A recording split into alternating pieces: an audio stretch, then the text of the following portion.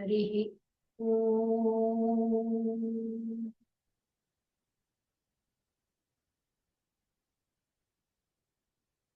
ವಂದೇ ಶಂಭುಮಾಪತಿಂ ಸುರಗುರುಂ ವಂದೇ ಜಗತ್ಕಾರಣಂ ವಂದೇ ಪನ್ನಗಭೂಷಣಂ ಮೃಗಧರಂ ವಂದೇ ಪಶೂನಾಂ ಪತಿಂ ವಂದೇ ಸೂರ್ಯಶಶಾಂಕವನ್ಹಿನಯನಂ ವಂದೇ ಮುಕುಂದ ಪ್ರಿಯಂ ವಂದೇ ಭಕ್ತಜನಾಶ್ರಯಂ ಚ ವರದಂ ವಂದೇ ಶಿವಂ ಶಂಕರಂ.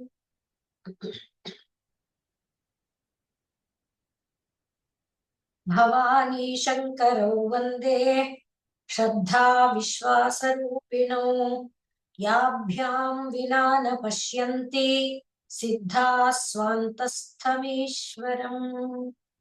ಕರ್ಪೂರ ಗೌರಂ ಕರುಣಾವತಾರಂ ಸಂಸಾರ ಸಾರಂ ಭುಜಗೇಂದ್ರಹಾರಂ ಸದಾ ವಸಂತಂ ಹೃದಯಾರವಿಂದೇ ಭವಂ ಭವಾನಿ ಸಹಿತಂ ನಮಾಮಿ.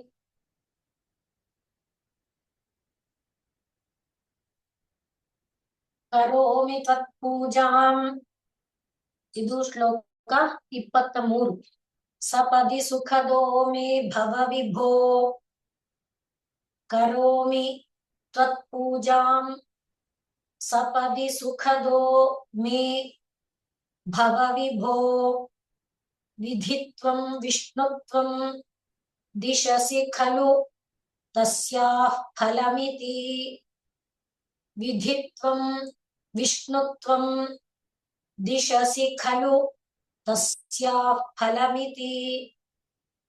ಪುನಶ್ಚ ತ್ವಾಂ ದ್ರಷ್ಟುಂ ದಿವಿ ಭುವಿ ವಹನ್ನ ಪುನಶ್ಚ ತ್ವಾಂ ದ್ರಷ್ಟುಂ ದಿವಿ ಭುವಿ ವಹನ್ನ ಪಕ್ಷಿ ಮೃಗತಾಂ ಅದೃಷ್ಟ್ವಾ ಪಕ್ಷಿ ಮೃಗತಾಂ ಅದೃಷ್ಟ್ವಾ ತತ್ಖೇದಂ ಕಥಮಿಹ ಸಹೇ ಶಂಕರ ವಿಭೋ ಕಥಮಿಹ ತತ್ಖೇದಂ ಕಥಮಿಹ ಸಹೇ ಶಂಕರ ವಿಭೋ.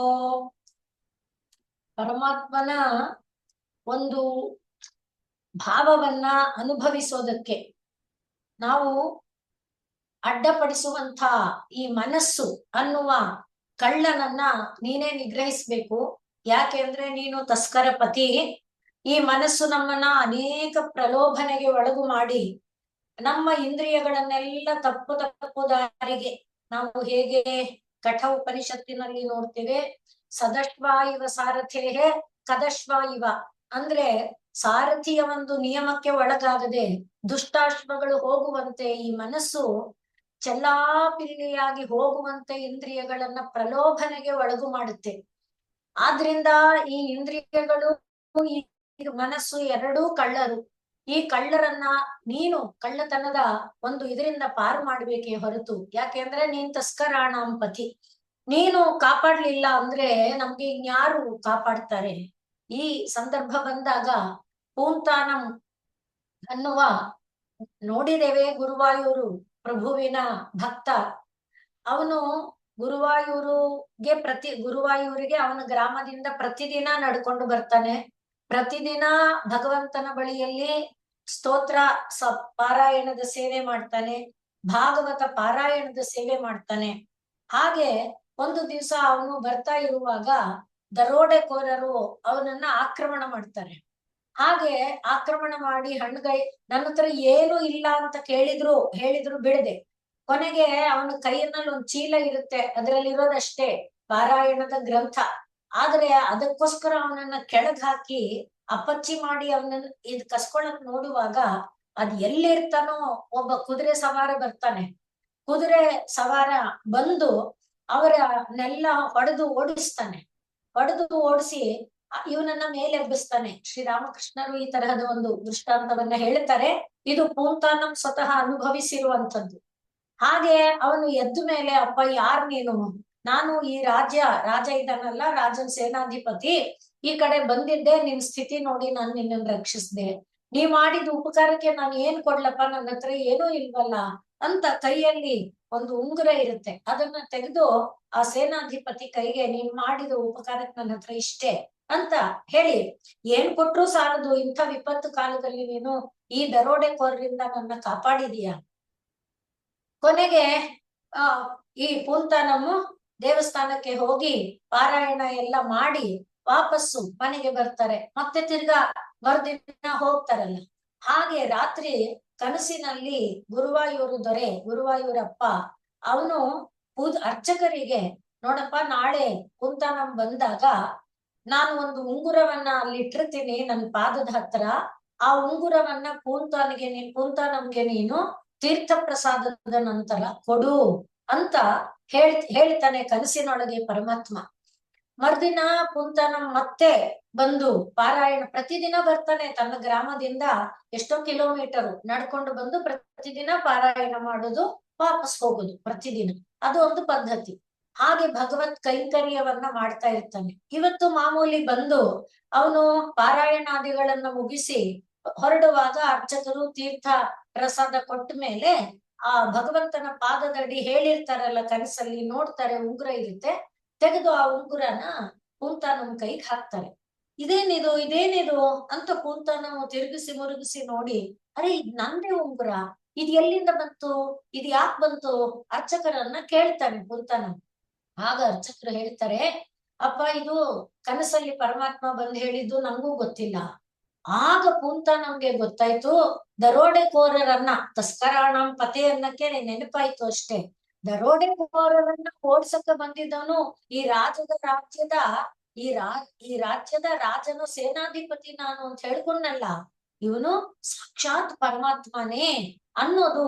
ಅಯ್ಯೋ ಅಂಥವನಿಗೆ ನಾನು ಎಂಥ ಕಾಣಿಸಿಕೊಂಡ್ರು ನೋಡ್ದೆ ಹೋಗ್ಬಿಟ್ನಲ್ಲ, ಇಲ್ಲಿ ಮುಂದೆ ಬರುತ್ತಲ್ಲ, ಕಾಣಿಸಿಕೊಂಡ್ರು ಅನುಭವಿಸ್ತಿಲ್ಲ, ನೋಡ್ಲಿಲ್ವಲ್ಲ ಅನ್ನುವಂಥ ಒಂದು ದುಃಖದ ಬಾಧೆಯನ್ನ ಅವನು ಅನುಭವಿಸ್ತಾನೆ ಅಂತ ಪೂಂತಾನಂನ ಕಥಾ ವಿಚಾರದಲ್ಲಿ ಬರುತ್ತೆ, ಪೂಂತಾನಂ ವಿಷಯದಲ್ಲಿ, ಅವನ ಚರಿತೆಯಲ್ಲಿ. ಹಾಗೆ ಇಲ್ಲಿ ನೀನು ತಸ್ಕರರಿಗೆ ಪತಿ, ನೀನು ನಮ್ಮನ್ನ ಈ ಮನಸ್ಸು ಇಂದ್ರಿಯಗಳು ಕಿತ್ತು ಚೆಲ್ಲಾಡಿ ಎಳ್ದಾಡ್ತಾ ಇದೆಯಲ್ವಾ, ಕದಶ್ವಗಳಂತೆ ದುಷ್ಟಾಶ್ವಗಳಂತೆ ಚೆಲ್ಲಾಪಿಲ್ಲಿ ಹೋಗುವಂತೆ ಮಾಡ್ತಾ ಇದೆಯಲ್ಲ, ನೀನು ನಮ್ಮನ್ನ ಕಾಪಾಡಪ್ಪ. ತವಾಧೀನಂ ತರು ಕೃತ್ವ, ನಿನ್ನ ಅಧೀನ ಮಾಡ್ಕೋ, ಇವರನ್ನೆಲ್ಲ ನಿನ್ನ ಅಧೀನದಲ್ಲಿ ಎಳೆದು ಹಾಕೊಂಡ್ಬಿಡು, ನನ್ನನ್ನ ನಿರಪರಾಧಿಯನ್ನಾಗಿ ಮಾಡಪ್ಪ, ನಾನು ಸದಾ ನಿನ್ನ ಸ್ಮರಣೆಯನ್ನ ಮಾಡುವಂತೆ ಮಾಡುವು ಎಂಬುದಾಗಿ ಹೇಳಿಕೊಂಡಿದ್ದರ ಶ್ಲೋಕವನ್ನ ನೆನಪು ಮಾಡ್ಕೊಳ್ತಾ ಈಗ ನಾವು ಬರ್ತಾ ಇದ್ದೇವೆ. ತ್ವತ್ ಪೂಜಾಂ ಕರೋಮಿ, ನಾನು ನಿನ್ನ ಪೂಜೆ ಮಾಡ್ತೀನಿ. ಯಾವಾಗ? ಸಪದಿ, ಈಗ್ಲೇ ಮಾಡ್ತೀನಿ. ಆ ಪೂಜೆಯಿಂದ ಏನ್ ಲಾಭ? ಸುಖದಹ, ನನಗೆ ಸುಖ ಸಿಕ್ಕತ್ತೆ. ನಾನು ಪೂಜೆ ಮಾಡ್ತೀನಿ, ನೀನ್ ನನ್ಗೆ ಸುಖ ಕೊಡು. ಈ ಸುಖ, ನಾನು ಎಂಥ ಸುಖ ಕೇಳ್ತಿದ್ದೀನಿ ಅಂದ್ರೆ, ನೀನ್ ನನಗ್ ಪೂಜೆ ಮಾಡಿದ್ದಕ್ಕೆ ನಿನಗೆ ಬ್ರಹ್ಮ ಪದವಿ ಕೊಡ್ತೀನಿ, ನಿನಗೆ ವಿಷ್ಣು ಪದವಿ ಕೊಡ್ತೀನಿ. ನಂಗ ಅದ್ ಯಾವ್ದು ಬೇಡ. ಮತ್ ಇನ್ನೆಂಥ ಸುಖ ಬೇಕಯ್ಯ ನಿಂಗೆ? ಸುಖದೋ ಭವ ಅಂತಿದೀಯಲ್ಲ, ಸುಖ ಕೊಡು ಅಂದ್ಮೇಲೆ ಆಯ್ತಪ್ಪ, ನಿನಗೆ ಬ್ರಹ್ಮ ಪದವಿ ಕೊಡ್ತೀನಿ, ಇಂದ್ರ ಪದವಿ ಕೊಡ್ತೀನಿ. ಈಗ ಕುಬೇರ ಒಬ್ಬ ನಾವು ನೋಡಿದಂತೆ ದಟ್ಟ ದರಿದ್ರ ಬಡವ, ಆಹಾರಕ್ಕೋಸ್ಕರ ಹೊಟ್ಟೆಪಾಡಿಗೆ ಕಳ್ಳತನಕ್ಕೆ ಬಿದ್ದಿದ್ದ, ಅವನನ್ನ ಏನೆಲ್ಲ ಮಾಡಿ ಕುಬೇರ ಸ್ಥಾನವನ್ನ ಕೊಟ್ಟು, ಮೊದಲಿಗೆ ಲಂಕೆಯ ಆಧಿಪತ್ಯವನ್ನ ಕೊಟ್ಟು, ಅಲ್ಲಿಂದ ರಾವಣ ಓಡಿಸಿದ್ರೆ ತನ್ನ ಜಾಗ ಕೊಟ್ಟು, ಕೈಲಾಸದಲ್ಲಿ ಅವನಿಗೆ ನೆಲೆಯನ್ನ ಕೊಟ್ಟು, ಕುಬೇರವನ್ನ ಕೊಟ್ಟು, ಲೋಕಾಧಿಪತಿತ್ವವನ್ನ ಕೊಟ್ಟು, ತನ್ನ ಆತ್ಮಸಖತ್ವವನ್ನ ಕೊಟ್ಟು, ಎಷ್ಟೆಲ್ಲ ಆ ತರಹ ಪೂಜೆ ಮಾಡಿದ್ದಕ್ಕೆ, ತಪಸ್ಸು ಮಾಡಿದ್ದಕ್ಕೆ, ಸಾಧನೆ ಮಾಡಿದ್ದಕ್ಕೆ ನೀನ್ ಮಾಡ್ತೀಯ, ನನ್ಗದು ಬೇಡ. ಆದ್ರಿಂದ ವಿಧಿತ್ವಂ ವಿಷ್ಣುತ್ವಂ ದಿಶಸಿ. ವಿಧಿತ್ವಂ ಅಂದ್ರೆ ಬ್ರಹ್ಮತ್ವ ಅಂತ, ಬ್ರಹ್ಮತ್ವ ವಿಷ್ಣುತ್ವ ಅಂದ್ರೆ ಬ್ರಹ್ಮ ಪದವಿ ವಿಷ್ಣು ಪದವಿ ಇದೆಲ್ಲ ಕೊಡ್ತೀಯ. ಆದರೆ ಅದ್ ಯಾತಕ್ಕೆ? ನೀನು ಪೂಜೆ ಮಾಡಿದ್ಯಲ್ಲ, ತಸ್ಯಾಹ ಫಲಂ, ನೀನು ಪೂಜೆ ಮಾಡಿದ್ದಕ್ಕೆ ಫಲ ಇದಪ್ಪ ಅಂತ ನೀನು ಕೊಡ್ತೀಯ. ಹೇಗೆ? ಬಲಿ ಬಂದ, ಬಲಿಯನ್ನ ಕೇಳಿದ್ದಕ್ಕೆ 3 ಪಾದ ಕೊಟ್ಟ, 3 ಪಾದನ ತಗೊಂಡು ಇವನು ಅವನ ತಲೆ ಮೇಲೆ ಕಾಲಿಟ್ಟಾಗ ವಿಂಧ್ಯಾವಳಿಗೆ ಉತ್ತರ ಕೊಟ್ಟ, ಅಮ್ಮನ ಯಾರಿಗೂ ಏನು ಕೆಡಕು ಮಾಡಲ್ಲ, ಅವನಿಗೆ ನಾನು ಸುತಲ ಅಧಿಪತಿತ್ವವನ್ನ ಕೊಡ್ತೇನೆ, ಸುತಲ ಎಂಬುದು ಸ್ವರ್ಗಕ್ಕಿಂತಲೂ ಹೆಚ್ಚು ಸುಖ ಭೋಗಗಳಿಂದ ಕೂಡಿರುವಂತದ್ದು, ಹೆಚ್ಚು ಸುಂದರವಾಗಿರುವುದು, ಹೆಚ್ಚು ಉತ್ಕಟ ಅಂತೆಲ್ಲ ಹೇಳ್ದ. ನಂತರ ಅವನಿಗೆ ಇಂದ್ರ ಪದವಿ ಕೊಡ್ತೇನೆ. ಹಾಗೆ ನಿನಗೆ ಏನಾದ್ರೂ ಕೊಟ್ರೆ ನೀನ್ ಇದೆಲ್ಲ ಕೊಡ್ತೀಯ, ನನ್ಗದ್ ಬೇಡ, ನನಗೆ ಸುಖದೋ ಭವ.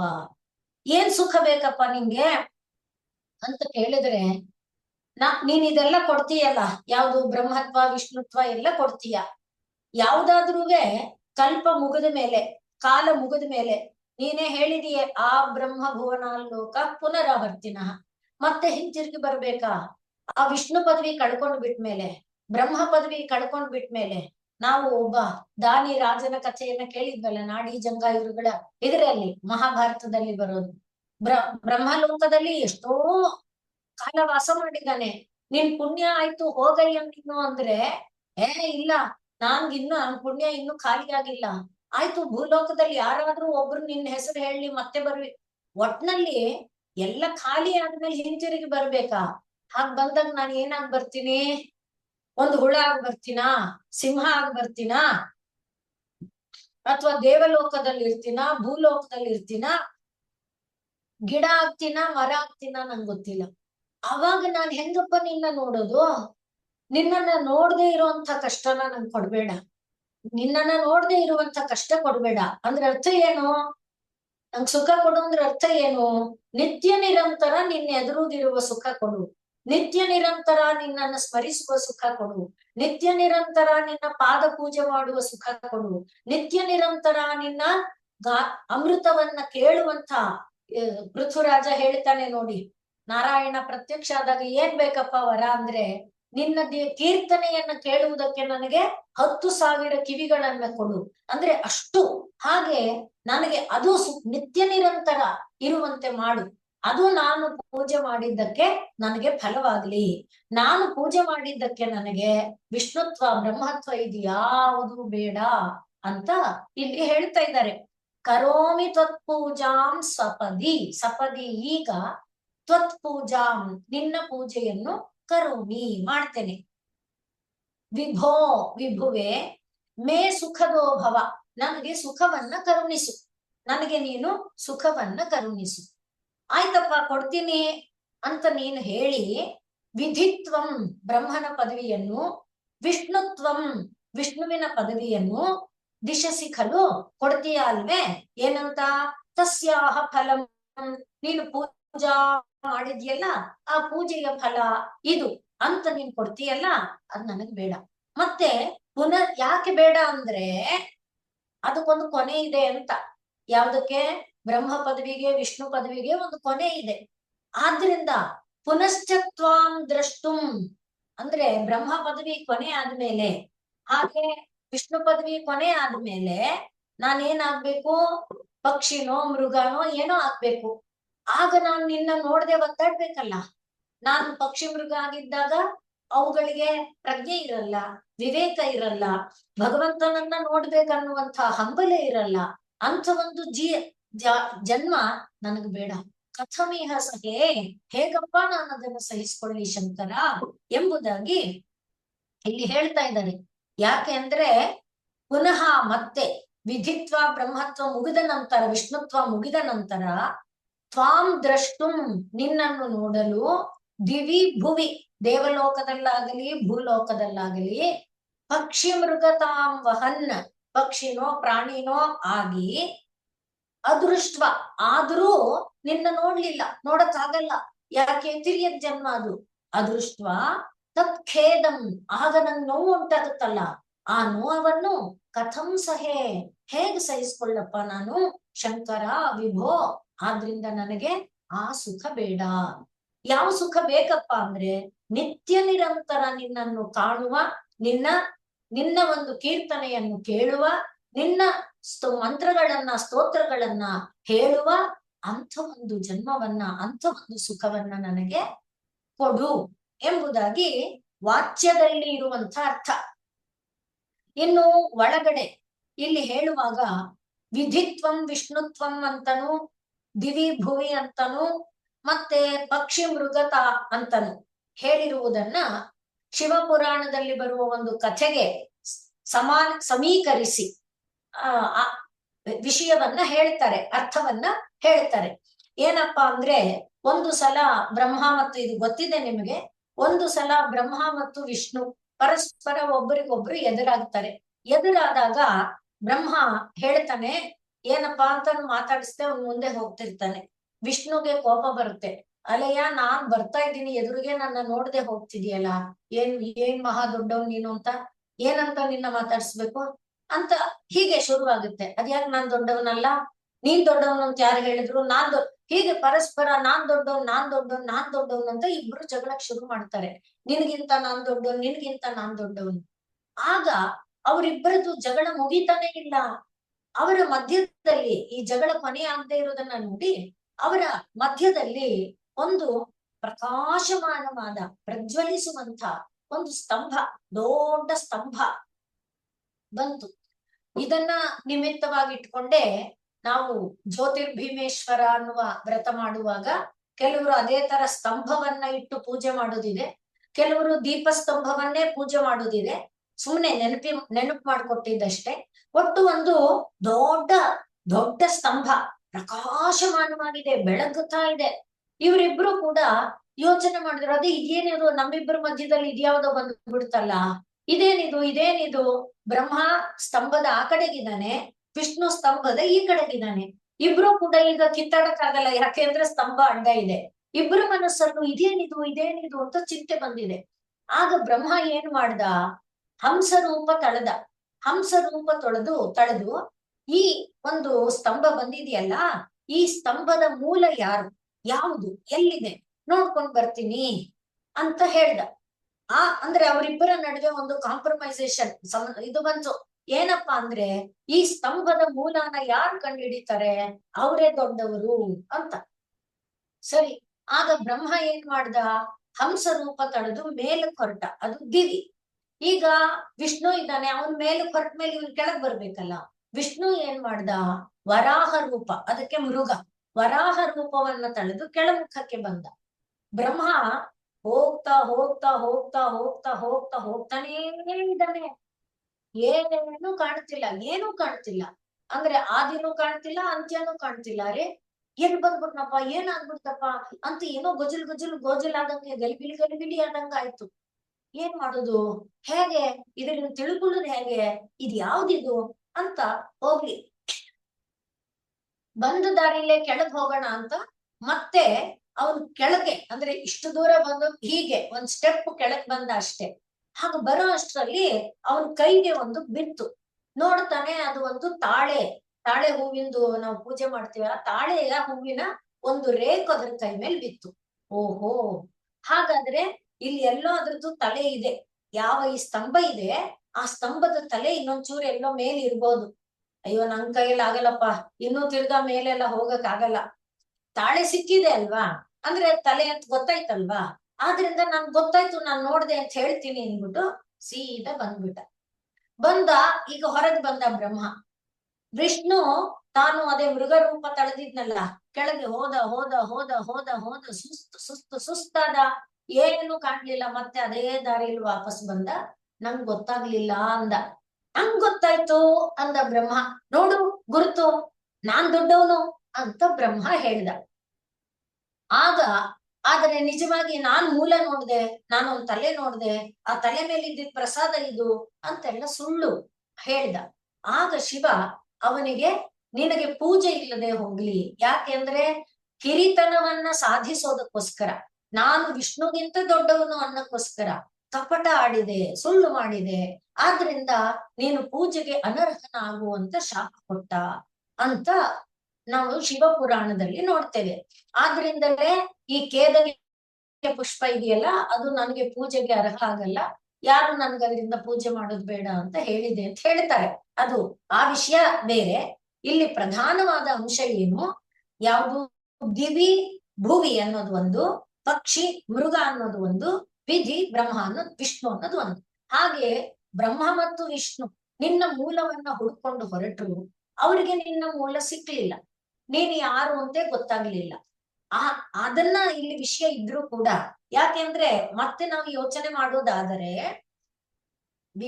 ವಿಧಿ ಆಗ್ಲಿ ಬ್ರಹ್ಮ ಆಗ್ಲಿ ಒಂದು ಪದವಿ. ಆ ಪದವಿ ಒಂದಿನ ಮುಗಿದು ಹೋಗುತ್ತೆ. ಮುಗಿದ ಮೇಲೆ ನಾವೇನಾಗ್ಬೇಕು?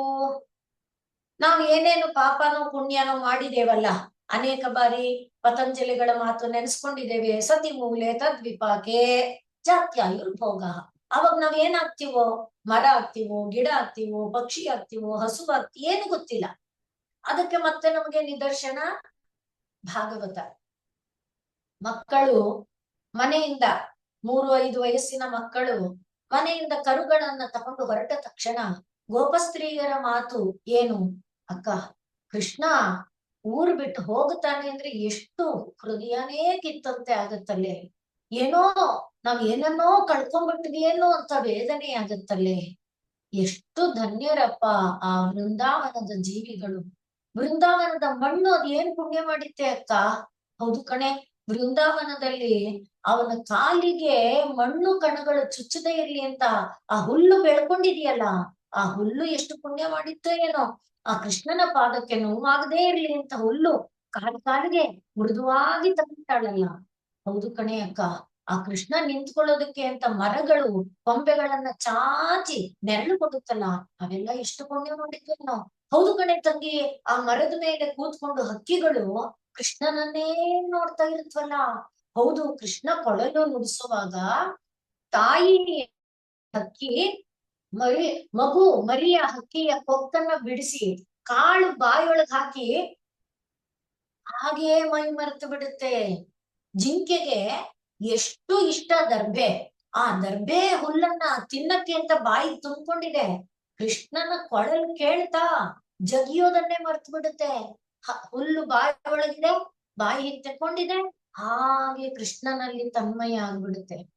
ಅಯ್ಯೋ, ಸಿಂಹ ಇದೆಯಲ್ಲ, ಬೆಟ್ಟದ ಮೇಲೆ ನಿಂತುಕೊಂಡು ಕೃಷ್ಣನ ಕೊಳಲನ್ನ ಕೇಳುತ್ತೆ. ಎಷ್ಟೆಲ್ಲಾ ಧನ್ಯರು ವೃಂದಾವನ ಜೀವಿಗಳು. ನಾವು ಇದ್ದೇವಲ್ಲ, ನಾವು ನೋಡು ಇಲ್ಲೇ ಕೂತ್ಕೊಂಡು ಕೃಷ್ಣನಿಗಾಗಿ ಹಂಬಲಿಸ್ತೇವೆ. ಕೃಷ್ಣನ ಸಾನ್ನಿಧ್ಯ ನಮಗೆ ನಿತ್ಯ ನಿರಂತರ ಇಲ್ಲ. ವೃಂದಾವನದಲ್ಲಿ ಎಷ್ಟೊತ್ತು, ಬೆಳಗ್ಗೆ ಹೋದ್ರೆ ಸಂಜೆವರೆಗೆ ಇವರೆಲ್ಲ ಇಂಥ ಸುಖ ಅನುಭವಿಸ್ತಾರಲ್ವಾ ಅಂತ ಆ ಗೋಪಸ್ತ್ರೀಯರು ಮಾತಾಡುವಾಗ ನಮಗೆ ಗೊತ್ತಾಗತ್ತೆ. ಈ ಯಾವುದು ಪರಮಾತ್ಮನ ದರ್ಶನಕ್ಕಾಗಿ ಹುಲ್ಲು, ಹಕ್ಕಿ, ಹಸು, ಕರು, ಬೆಟ್ಟ, ಗುಡ್ಡ, ಯಮುನೆ ಹರಿಯೋದನ್ನೇ ಮರ್ತು ಬಿಡ್ತಾಳೆ, ನಿಧಾನ ಕರೀತಾಳೆ ಅಂತೆಲ್ಲ ಹೇಳಿದ್ದನ್ನ ನಾವು ಓದಿದ್ದೇವೆ. ಹಾಗೆ ಭಗವಂತನ ಸಾನ್ನಿಧ್ಯಕ್ಕೆ ಹಂಬಲಿಸುವಂತ ಪಶು ಪಕ್ಷಿ ಪ್ರಾಣಿಗಳಾಗಿ, ಬೆಟ್ಟ ಗುಡ್ಡನದ ನದಿಗಳಾಗಿ ಆಗಿದ್ರು ನಿನ್ನನ್ನ ನಾವು ನೇರ ನೋಡಕ್ಕಾಗಲ್ವೇ? ನಿನ್ನನ್ನ ನಾವು ಕೊಂಡಾಡಕ್ಕಾಗಲ್ವೇ? ಇದನ್ನ ಅದಕ್ಕೋಸ್ಕರ ನಂಗಂಥದ್ದು ಬೇಡ. ನಂಗೇನ್ ಬೇಕು? ನಿತ್ಯ ನಿರಂತರ ನಿನ್ನನ್ನ ಕಣ್ತುಂಬಿ ನೋಡುವ, ನಿತ್ಯ ನಿರಂತರ ನಿನ್ನ ನಾಮಗಳನ್ನ ಕಿವಿ ತುಂಬ ಕೇಳುವ ಅಂತ ಒಂದು ಸೌಭಾಗ್ಯವನ್ನ ಕರುಣಿಸಪ್ಪ ಅಂತ ಹೇಳ್ತಾ ಇದ್ದಾರೆ. ಸಪದಿ ಈಗ ತ್ವತ್ಪೂಜಾಂ ಕರೋಮಿ, ನಿನ್ನ ಪೂಜೆಯನ್ನು ನಾನು ಮಾಡುತ್ತೇನೆ ಅಂದ್ರೆ ಮಾಡುವಂತಾಗಲಿ ಅಂತಾನು ಅರ್ಥ ಮಾಡ್ಕೋಬೇಕು. ನಾನ್ ಮಾಡೋ ಹಾಗೆ ನೀನ್ ನನ್ಗೆ ಪ್ರೇರೇಪಣೆ ಕೊಡು ಅಂತಾನು ಅರ್ಥ. ವಿಭೋ, ವಿಭುವೆ, ಮೇ ಸುಖದೋ ಭವ, ನನಗೆ ನೀನು ಸುಖವನ್ನು ಕೊಡು. ಆದರೆ ವಿಧಿತ್ವಂ ವಿಷ್ಣುತ್ವಂ ಬ್ರಹ್ಮತ್ವ ವಿಷ್ಣುತ್ವ ದಿಶಸಿ ಖಲು ತಸ್ಯಾಹ ಫಲಮಿತಿ, ತಸ್ಯಾಹ ಪೂಜೆಯ ಫಲವು ಇತಿ ಎಂದು ನನಗೆ ನೀನು ಕೊಡುವ ಬ್ರಹ್ಮತ್ವ ವಿಷ್ಣುತ್ವ ಬೇಡ. ನೋಡಿ ನಚಿಕೇತ ಹೇಗೆ ನೆನಪಾಗುತ್ತಾನೆ. ಸ್ವಭಾವೋ ಮರ್ತ್ಯಸ್ಯ ಯದಂತಕ ಏತತ್, ನೀನು ಕೊಡುವ ಈ ಎಲ್ಲ ನಾಳೆವರೆಗೆ ಅಶಾಶ್ವತ. ಹಾಗೆ ನಾವಾದ್ರೆ ಬ್ರಹ್ಮ ಪದವಿ ಕೊಡ್ತಾನಂತೆ ಆ ವಿಷ್ಣು, ಬೇಡ, ವಿಷ್ಣು ಪದವಿ ಬ್ರಹ್ಮ ಪದವಿ ಬೇಡ. ಆಯ್ತು, ಎಷ್ಟೋ ಲಕ್ಷ ವರ್ಷ ಇರ್ತೀವಲ್ವಾ, ಎಂಜಾಯ್ ಮಾಡ್ತೀವಲ್ಲ, ಆಮೇಲೆ ನೋಡ್ಕೊಳ್ಳೋಣ. ಇಲ್ಲ, ನಂಗದು ಬೇಡ.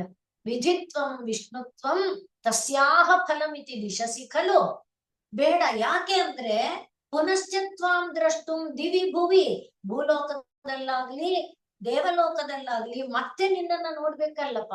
ನೋಡಕ್ಕೋಸ್ಕರ ನಾವು ಪಕ್ಷಿ ಮೃಗತಾಂ ವಹನ್, ಪಕ್ಷಿ ಶರೀರವನ್ನು ಪ್ರಾಣಿ ಶರೀರವನ್ನು ಹೊತ್ಕೊಂಡು ಬಂದು ಅದೃಷ್ಟ ನಿನ್ನನ್ನು ನೋಡಲಾರುವ, ಕಣ್ ತುಂಬ ನೋಡ್ಲಾರ್ವು, ಕಿವಿ ತುಂಬ ಕೇಳಲಾರ್ವು. ಯಾಕೆ? ನಮಗೆ ವಿವೇಕ ಇಲ್ಲ. ನಮಗೆ ಪರಮಾತ್ಮ ಬೇಕು ಅನ್ನುವ ಬುದ್ಧಿ ಇಲ್ಲ, ನಾವು ತಿರ್ಯಕ್ಕುಗಳು, ನಮಗೆ ಊರ್ಧ್ವ ಭಾವ ಇಲ್ಲ. ಆದ್ರಿಂದ ಅಂಥ ಕಷ್ಟ ನೀ ಕೊಟ್ರೆ ಕಥಮಿಹ ಸಹೇ ಶಂಕರ, ಹೇಗಪ್ಪ ಶಂಕರ ಇದನ್ನ ನಾನು ಸಹಿಸ್ಕೊಳ್ಳಿ, ವಿಭೋ ನನಗಿದು ಬೇಡ ಅಂತ ಹೇಳ್ತಾ ಇದ್ದಾರೆ. ಕರೋಮಿ ತ್ವತ್ ಪೂಜಾಂ ಸಪದಿ ಸುಖದೋ ಮೇ ಭವ ವಿಭೋ, ವಿಧಿತ್ವಂ ವಿಷ್ಣುತ್ವಂ ದಿಶಸಿ ಖಲು ತಸ್ಯಾಃ ಫಲಮಿತಿ, ಪುನಶ್ಚ ತ್ವಾಂ ದ್ರಷ್ಟುಂ ದಿವಿ ಭುವಿ ವಹನ್ ಪಕ್ಷಿ ಮೃಗತಾಂ, ಅದೃಷ್ಟ್ವಾ ತತ್ಖೇದಂ ಕಥಮಿಹ ಸಹೇ ಶಂಕರ ವಿಭೋ. ಆದ್ರಿಂದಲೇ ಪರೀಕ್ಷಿತನಿಗೆ ಭಗವಂತನ ಕಥಾಮೃತವನ್ನ ಕೊಡುವುದಕ್ಕೆ ಹೊರಟಾಗ ದೇವಾದಿ ದೇವತೆಗಳೆಲ್ಲರೂ ಓಡಿ ಬಂದ್ರು, ಅದನ್ನ ನಮಗ್ ಕೊಟ್ಬಿಡಿ, ನಾವು ಅಮೃತ ಕೊಡ್ತೇವೆ. ಅದೇ ನೋಡಿ ಇಲ್ಲಿ ವಿಧಿತ್ವಂ ವಿಷ್ಣುತ್ವಂ, ಅಮೃತತ್ವನೇ ಬೇಡ, ಯಾಕೆಂದ್ರೆ ಅಮೃತತ್ವನು ಒಂದ್ ದಿವ್ಸ ಕೊನೆಯಾಗುತ್ತೆ, ನಂಗದ್ ಬೇಡ. ಆದ್ರಿಂದಲೇ ಶುಕಮುನಿಗಳು ಹೇಳಿದ್ದು ಕ್ವ ಸುಧಾ ಕ್ವ ಕಥಾ, ಕಥಾಮೃತವನ್ನ ನೀವ್ ಹೇಗಪ್ಪ ಈಕ್ವೆಂಟ್ ಮಾಡ್ತೀರಿ, ಖಂಡಿತ ಅದು ಮಾಡುವಂತ ವಿಷಯನೇ ಅಲ್ಲ. ಹಾಗೆ ಇಲ್ಲಿ ಅದು ಬೇಡ. ಕೃಷ್ಣ ಬಲರಾಮನಿಗೆ ಹೇಳ್ತಾನೆ, ಅಣ್ಣ ಈ ಮರಗಳೆಲ್ಲ ಎಷ್ಟು ತಪಸ್ಸು ಮಾಡಿತ್ತೋ ಏನೋ, ಎಷ್ಟು ಪುಣ್ಯ ಮಾಡಿತ್ತೋ ಏನೋ ಅಂತ ಕೃಷ್ಣನೂ ಬಲರಾಮನಿಗೆ ಹೇಳ್ತಾನೆ ಭಾಗವತದಲ್ಲಿ. ಆದ್ರೂ ಕೂಡ ಅಂಥದ್ದು ಬೇಡ. ಯಾಕೆ ಅಂದ್ರೆ ಆ ಜನ್ಮದಲ್ಲಿ ನಾವು ಅನುಭವಿಸಕ್ಕಾಗಲ್ಲ, ನಮ್ಗೆ ಅನುಭವಿಸುವಂತ ಆ ಅನುಭವದ ರಸಾಮೃತ ಆಸ್ವಾದನೆಗೆ ಬೇಕಾದ ಇಂದ್ರಿಯಗಳ ಮನೋಧರ್ಮ ಇಲ್ಲ, ಅದರಿಂದ ಅದು ಬೇಡ. ಕದಾವಾ ಕೈಲಾಸೆ ಕದಾವಾ ಕೈಲಾಸೆ ಕನಕಮಣಿ ಸೌಧೆ ಸಹಗಣೈಃ, ಕದಾವಾ ಕೈಲಾಸೆ ಕನಕಮಣಿ ಸೌಧೆ ಸಹಗಣೈಃ, ವಸನ್ ಶಂಭೋರಗ್ರೆ ವಸನ್ ಶಂಭೋರಗ್ರೆ ಸ್ಫುಟ ಘಟಿತ ಮೂರ್ಧಾಂಜಲಿ ಪುಟಃ, ಸ್ಫುಟ ಘಟಿತ ಮೂರ್ಧಾಂಜಲಿ ಪುಟಃ, ವಿಭೋ ಸಾಂಬ ಸ್ವಾಮಿನ್, ವಿಭೋ ಸಾಂಬ ಸ್ವಾಮಿನ್ ಪರಮಶಿವ ಪಾಹೀತಿ ನಿಗದನ್, ಪರಮ ಶಿವ ಪಾಹೀತಿ ನಿಗದನ್, ವಿಧಾತೃಣಾಂ ಕಲ್ಪಾನ್ ವಿಧಾತೃಣಾಂ ಕಲ್ಪಾನ್ ಕ್ಷಣಮಿವ ವಿನೇಶ್ಯಾಮಿ ಸುಖತಃ, ಕ್ಷಣಮಿವ ವಿನೇಶ್ಯಾಮಿ ಸುಖತಃ. ನೀನ್ ನನಗೆ ವರ ಕೊಡೋದಾದ್ರೆ ಈ ವರ ಕೊಡಪ್ಪ. ಏನು? ಕೈಲಾಸದಲ್ಲಿ ನಾನು ವಾಸ ಮಾಡಬೇಕು. ಕೈಲಾಸ ಎಂಥ ಮನೆ? ಕೈಲಾಸದಲ್ಲಿ ಹೇಗಿದೆ? ಕನಕಮಣಿ ಸೌಧ, ಚಿನ್ನದ ರತ್ನದ ಮನೆಗಳು, ಚಿನ್ನದ ಮನೆ. ಚಿನ್ನದ ಮನೆ ಗೋಡೆಯಲ್ಲೆಲ್ಲ ರತ್ನ ವಜ್ರ ವೈಡೂರ್ಯ ಪಚ್ಚೆ ಕೆಂಪು ಹುದುಗಿಸಿಟ್ಟಿದ್ದಾರೆ ಅಂತ ಒಂದು ದೊಡ್ಡ ದೊಡ್ಡ ಸೌಧಗಳು. ಅದರ ಜೊತೆಯಲ್ಲಿ ಸಹಗಣೈಹಿ, ನಿನ್ನ ಗಣಗಳು, ಪ್ರಮಥ ಗಣಗಳು, ಭೂತಗಣಗಳು ಎಲ್ಲರೂ ಇದ್ದಾರೆ. ಅವರ ಜೊತೆಲಿ ನಾನು ಇರ್ಬೇಕು. ವಸನ್ನ ಇರ್ತಾ ಎಲ್ಲಿರ್ಬೇಕು? ಶಂಭೋಹ ಅಗ್ರೆ, ನಿನ್ನ ಕಣ್ಣೆದುರಿಗೆ ಇರ್ಬೇಕು, ಆಚೆ ಈಚೆ ಅಲ್ಲ. ಶಂಭೋಹ ಅಗ್ರೆ, ಎದುರಿಗಿರ್ಬೇಕು. ಹೇಗಿರ್ಬೇಕು? ಸ್ಫುಟ ಘಟಿತ ಅಂಜಲಿ ಮುದ್ರ ಅಂಜಲಿ ಪುಟಃ, ಚೆನ್ನಾಗಿ ಹೀಗೆ ಸದಾ ಕೈ ಮೇಲೆತ್ತಿ ಕೈ ಜೋಡಿಸಿಕೊಂಡು ನಿನ್ನ ಮುಂದೆನೇ ನಿಂತಿರ್ಬೇಕು ನಾನು. ಸ್ಫುಟ ಘಟಿತ ಮೂರ್ಧಾಂಜಲಿ, ತಲೆ ಮೇಲೆ ಕೈ ಎತ್ತಿ ಅಂಜಲಿ ಪುಟಃ, ಸ್ಫುಟ ಆ ರೀತಿನೇ ನಿಂತಿರ್ಬೇಕು ನಾನು. ಹಾಗಿದ್ದು ಏನ್ ಮಾಡ್ಬೇಕು? ಸಾಂಬಾ, ಅಮ್ಮನೊಡಗೂಡಿದ ತಂದೆ ಅಂದ್ರೆ ಪಾರ್ವತಿ ಪರಮೇಶ್ವರ, ಸ್ವಾಮಿನ್ ಒಡೆಯನೇ, ಪರಮಶಿವನೇ, ಪಾಹಿ ಅಂತ ಕಾಪಾಡು ಕಾಪಾಡು ಅಂತ ನಿಗದನ್, ಆ ಮಂತ್ರ ಸದಾ ಹೇಳ್ತಾ ಇರ್ಬೇಕು. ಸದಾ ನಾನು ಹಾಗೆ ಹೇಳ್ತಾ, ವಿಧಾತೃ ಅಂದ್ರೆ ಬ್ರಹ್ಮ, ಬ್ರಹ್ಮನ ಕಲ್ಪ ಅಂದ್ರೆ ನಾವು ಹೇಳ್ಕೊಂಡಿದ್ದೇವೆ 34,01,20 ಏನೋ ಕೋಟಿ. ಆ ಏನು 34,01,20 ಅಂತ ನೆನಪು. ಅಷ್ಟು ಕೋಟಿ ವರ್ಷ, 30 ಲಕ್ಷ ಕೋಟಿ, 1,012, 1,020 ಕೋಟಿ, ಅಂದ್ರೆ ಅಷ್ಟು ದೊಡ್ಡ ಕೋಟಿ ವರ್ಷ. ಅಂಥದ್ದು ಎಷ್ಟು ಬ್ರಹ್ಮರೋ ಕಳೀತಾ ಇರ್ಬೇಕು. ಅವ್ರ ಕಲ್ಪಗಳೆಲ್ಲ ಕ್ಷಣವೀವ, ಒಂದು ಕ್ಷಣದಾಗ ಕಳೆದೋಗ್ಬಿಡ್ಬೇಕು. ಹಾಗೆ ನಾನು ಸುಖವಾಗಿರ್ಬೇಕು. ಅಂಥ ಫಲವನ್ನ ನೀನ್ ನನಗೆ ಕೊಡು. ಕಲ್ಪಾನ್ ಕ್ಷಣವೀವ ಸುಖತಃ ವಿನೇಶ್ಯಾಮಿ. ನಿನ್ನ ಸ್ಮರಣೆಯಲ್ಲಿದ್ರೆ ಕಳೆದಿದ್ದು ಗೊತ್ತಾಗಲ್ಲ. ನಿನ್ನ ಸ್ಮರಣೆಯಲ್ಲಿದ್ರೆ ಮಳೆ ಬಂದಿದ್ದು ಗೊತ್ತಿಲ್ಲ, ಬಿಸಿಲು ಬಂದಿದ್ದು ಗೊತ್ತಿಲ್ಲ. ನಿನ್ನ ಸ್ಮರಣೆಯಲ್ಲಿದ್ರೆ ಹಸಿವಾಗಿದ್ದು ಗೊತ್ತಿಲ್ಲ, ಊಟ ಮಾಡಿದ್ದು ಗೊತ್ತಿಲ್ಲ. ನಿನ್ನ ಸ್ಮರಣೆಯಲ್ಲಿದ್ರೆ ಬೆಂಕಿಲಿ ಬಿದ್ದಿದ್ದು ಗೊತ್ತಿಲ್ಲ, ನೀರಲ್ಲಿ ಬಿದ್ದಿದ್ದು ಗೊತ್ತಿಲ್ಲ. ಕಂದನನ್ನ ನೋಡಿದ್ದೇವೆ, ಪ್ರಹ್ಲಾದನನ್ನ. ನಾರಾಯಣ ನಾರಾಯಣ ನಾರಾಯಣ ನಾರಾಯಣ ನಾರಾಯಣ ನಾರಾಯಣ ನಾರಾಯಣ. ಆನೆಯಿಂದ ತುಳಿಸಿದ್ರು ನಾರಾಯಣ, ಬೆಂಕಿಯಲ್ಲಿ ದಬ್ಬಿದ್ರು, ಏನು ಪ್ರಜ್ವಲಿಸ್ತಾ ಉರಿತಿರುವ ಬೆಂಕಿಯಲ್ಲಿ ದಬ್ಬಿದ್ರು ನಾರಾಯಣ. ಅಂತ ಒಂದು ಸುಖವನ್ನ ನನಗೆ ಕೊಡಪ್ಪ, ನಂಗೆ ಇನ್ನೇನು ಬೇಡ ಅಂತ ಹೇಳ್ತಾ, ಅಲ್ಲಿ ನನ್ನ ಹೃದಯದಲ್ಲಿ ಆ ತುಡಿತ ಬರುವಂತಾದ್ರೂ ಮಾಡು. ಕದಾ ಕದಾ, ಯಾವಾಗ ಯಾವಾಗ ಯಾವಾಗ ಆ ತುಡಿತ. ಯಾವಾಗ ಅಂದ್ರೆ ಯಾವಾಗ ನಿನ್ನ ನೋಡ್ತೇನೆ, ಯಾವಾಗ ನಿನ್ನ ಮನೆಯ ಮುಂದೆ ಬರ್ತೇನೆ, ಯಾವಾಗ ನಿನ್ನ ಶಿವ ಅಂತ ಕೂಗ್ತೇನೆ, ಯಾವಾಗ ಪಾರ್ವತಿ ಪರಮೇಶ್ವರ ಅಂತ ಕೂಗ್ತೇನೆ ಅಂತ ಒಂದು ಸ್ಥಿತಿಯನ್ನ ಹೇಳ್ಕೊಳ್ತಾ ಸುದೀರ್ಘ ಕಾಲ ಆನಂದದಿಂದ ಯಾವಾಗ ಕಳಿತೀನಿ. ಅಷ್ಟು ಮನೋಧರ್ಮ ಆದ್ರೂ ನಾನು ನಿನಗೆ ಪೂಜೆ ಮಾಡಿದ್ದಕ್ಕೆ ನನಗೆ ನೀನು ಕೊಡಪ್ಪ ಅನ್ನುವಂತೆ ಹೇಳ್ತಾ ಇದ್ದಾರೆ. ಇಲ್ಲಿ ವಾಚ್ಯದಲ್ಲಿ ಆತರ ಅರ್ಥ ಇಲ್ಲ, ಧ್ವನಿಯಲ್ಲಿ ನಾವು ಅದನ್ನ ತಗೋಬೇಕು. ವಾಚ್ಯದಲ್ಲಿ ಏನಿದೆ? ಕದಾ, ಯಾವಾಗ. ಕೈಲಾಸೆ, ಎಂಥ ಕೈಲಾಸ? ಕನಕಮಣಿ ಸೌಧೆ, ಚಿನ್ನದ ರತ್ನದ ಉಪ್ಪರಿಗೆಯ ಮನೆಗಳು, ಅದರಿಂದ ಕೂಡಿರುವಂತ ಕೈಲಾಸ ಪರ್ವತದಲ್ಲಿ. ಸಹಗಣೈಹಿ, ಭೂತಾದಿ ಗಣಗಳು ಪ್ರಮಥಾದಿ ಗಣಗಳೊಡಗೂಡಿ ನಾನು ಶಂಭೋಹ ಅಗ್ರೆ ವಸನ್, ಶಂಭುವಿನ ಎದುರಲ್ಲೇ ಶಂಭೋಹ ಅಗ್ರೆ ವಸನ್ ಇರುತ್ತಾ. ಹೇಗೆ? ಸ್ಫುಟ ಘಟಿತ ಮೂರ್ಧಾಂಜಲಿ ಪುಟಃ, ಕೈನ ಮೇಲೆತ್ತಿ ನಮಸ್ಕಾರ, ತಲೆ ಮೇಲೆತ್ತಿ ನಮಸ್ಕಾರ ಮಾಡಿಕೊಂಡು, ವಿಭೋ ವಿಭುವೆ, ಸಾಂಬಾ ಅಮ್ಮನೊಡಗೂಡಿದವನೇ, ಸ್ವಾಮಿನ್ ಸ್ವಾಮಿಯೇ, ಪರಮಶಿವನೇ, ಪಾಹಿ ಕಾಪಾಡಪ್ಪ, ಇತಿ ಎಂಬುದಾಗಿ ನಿಗದನ್ ಹೇಳುತ್ತಾ, ವಿಧಾತೃಣಾಂ ಕಲ್ಪಾನ, ಎಷ್ಟೋ ಬ್ರಹ್ಮರು ಹೋಗ್ಲಿ ಎಷ್ಟೋ ಬ್ರಹ್ಮರುಗಳು ಹೋಗ್ತಾರಲ್ಲ, ಅದಕ್ಕೆ ವಿಧಿತ್ವಂ ವಿಷ್ಣುತ್ವಂ ಬೇಡ ನಂಗೆ. ಎಷ್ಟೋ ಬ್ರಹ್ಮರು ಬರ್ತಾರೆ, ಎಷ್ಟೋ ವಿಷ್ಣುರು ಹೋಗ್ತಾರೆ. ಅದನ್ನೆಲ್ಲ ನಾನು ಸುಖತಃ ವಿನೇಶ್ಯಾಮಿ. ಯಾವ ಸುಖ ಅದು? ನಿನ್ನನ್ನ ನೋಡೋದು, ನಿನ್ನನ್ನ ಕೊಂಡಾಡೋದು, ನಿನ್ನನ್ನ ಹೇಳೋದು, ನಿನ್ನ ಎದುರಿನಲ್ಲಿ ನಿನ್ನ ಸಾನ್ನಿಧ್ಯದಲ್ಲಿ ಸದಾ ಇರೋದು, ನಿನ್ನ ಲೋಕದೊಳಗೆ ವಾಸ ಮಾಡೋದು. ಅಂದ್ರೆ ಸಾಲೋಕ್ಯ ಎಂಬ ಪದವಿಯನ್ನ ಕೊಡು ಅನ್ನೋ ಅಭಿಪ್ರಾಯ. ನಾನ್ ನಿನ್ನ ಪೂಜೆ ಮಾಡಿದ್ರೆ ನಿನ್ನ ಲೋಕದ ವಾಸ ನನಗೆ ಕೊಡು. ನಿನ್ನ ಲೋಕದಲ್ಲಿ, ನಿನ್ನ ಕೈಲಾಸದಲ್ಲಿ, ನಿನ್ನೆದುರಿನಲ್ಲಿ ನಾನು ನಿಂತಿರುವಂತೆ ಕೊಡು. ನಿನ್ನ ಎದುರು ಅಂದ್ರೆ ನಿನ್ ಜೊತೆಯಲ್ಲಿ ಅಮ್ಮ ಇರ್ಬೇಕು, ಅಮ್ಮನೊಡಗೂಡಿದ ನಿನ್ನನ್ನು ನೋಡ್ಬೇಕು, ನಿನ್ ಜೊತೆಯಲ್ಲಿ ನಿನ್ನ ಗಣಗಳಿರ್ಬೇಕು. ಅವ್ರನ್ನ ಆ ರೀತಿಯಾದ ಒಂದು ಸುಖವನ್ನ ನನಗೆ ಕರುಣಿಸು. ಆ ಸುಖ ಅನುಭವಿಸುವಾಗ ನನಗೆ ಕಾಲ ಸರಿದಿದ್ದು ಗೊತ್ತಾಗಬಾರದು. ಹಾಗೆ ಆ ಸುಖವನ್ನ ನೀನ್ ನನಗೆ ಕರುಣಿಸು. ಅಂದ್ರೆ ದೇಶ ಕಾಲಾತೀತವಾದ ಅಂತ, ಆ ಕಾಲದ ಒಂದು ಪರಿಧಿಯನ್ನ ಮೀರಿ ಇರುವಂತ ಒಂದು ಸುಖವನ್ನ ಕರುಣಿಸು.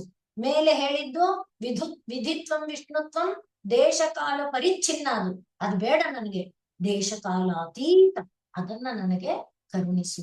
ಎಂದಿಗಪ್ಪ, ಎಂದಿಗೆ ಅನ್ನುವ ಆ ತುಡಿತ ನನ್ನೊಳಗೆ ಬರುವಂತೆ ಮಾಡು. ಕದಾವಾ ಕೈಲಾಸೆ ಕನಕಮಣಿ ಸೌಧೆ ಸಹಗಣೈಃ ವಸನ್ ಶಂಭೋರಗ್ರೆ ಸ್ಫುಟ ಘಟಿತ ಮೂರ್ಧಾಂಜಲಿ ಪುಟಃ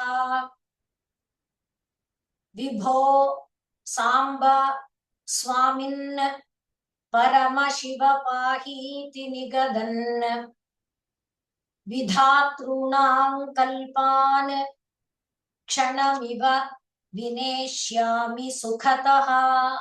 ಒಂದು ಕ್ಷಣದಂತೆ ಎಂದಿಗೆ ನಾನು ಕಳಿತೀನೋ ಅಂಥ ಒಂದು ಅವಧಿಯನ್ನ, ಅಂಥ ಒಂದು ಸುಖವನ್ನ ನನಗೆ ಕರುಣಿಸಿ ಕೊಡು.